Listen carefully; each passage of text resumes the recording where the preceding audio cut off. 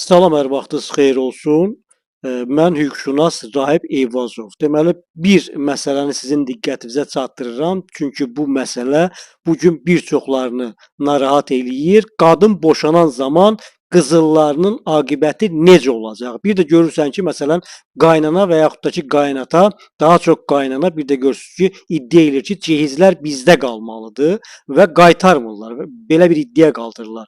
Mən onu qeyd eləyim ki, deməli, nikah dövründə qadına verilən bütün qızıl zinət əşyaları fərq eləmir. O qızılın qiyməti istəyir 10 manat olsun, istəyir 10.000 manat olsun, fərq eləmir. Həmin qızıl zinət əşyaları qadına hədiyyə olaraq verilibsə, o geri alına bilməz. Elə buna görə də qadın boşanan zaman həmin qızıl zinət əşyaları bölünmür. Yəni, əgər kişi öz həyat yoldaşına hər hansı bir qızıl zinət əşyasını alıbsa, istəyir toydan sonra, istəyir toydan əvvəl, fərq eləmir, həmin deməli, qızıllar geri tələb edilə bilməz. Bundan əlavə, qadın boşanan zaman gətirdiyi bütün cehizləri də geri tələb edə bilər. Necə ki, məsələn, nikah dövründə qaynana və qaynata adına olan mənzildən gəlinə və uşaqlarına pay düşmür.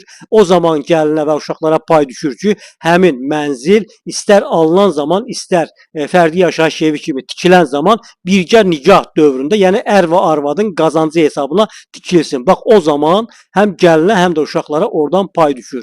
Qaldı ki, ikinci bir məsələ ondan ibarətdir ki, əgər gəlinin qızılları deməli, kişi tərəfindən satılırsa və boşanan zaman qadın tərəfi həmin qızılların siyahısını qramına qədər, çəkisinə qədər rəsmi qaydada rəsmiləşdirib, iddia ərizəsinin üzərinə tikib, məhkəməyə təqdim edib, onu geri tələb edə bilər. Bax, bu qaydaları bilməniz vacibdir. Təşəkkür edirəm.